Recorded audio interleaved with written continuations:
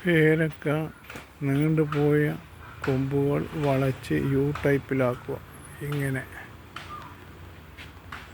U ടൈപ്പിലാക്കി അതിൻ്റെ മുരട്ടക്ക് കെട്ടുക. കെട്ടിയ ശേഷം ഒരാഴ്ചയിൽ ചെറുതായി വളച്ച് കൊണ്ടുവരണം.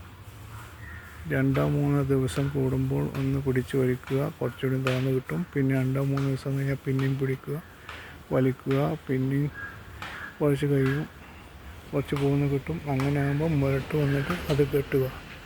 കെട്ടിയതിന് ശേഷം ഇതിൻ്റെ തലപ്പ് ഇങ്ങനെ ഈ തലപ്പ് കട്ട് ചെയ്യുക. എന്നാൽ നിറയെ പൂവും കായുണ്ടാവും.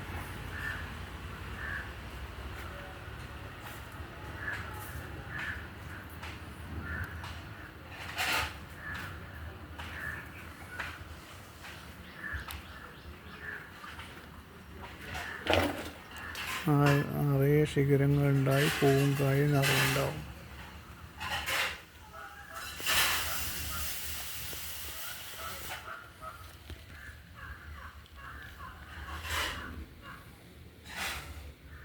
ഈ കാര്യം ഒന്ന് ശ്രമിച്ചു നോക്കൂ. നിങ്ങൾക്കും ഉണ്ടോ അങ്ങനെ കായകൾ?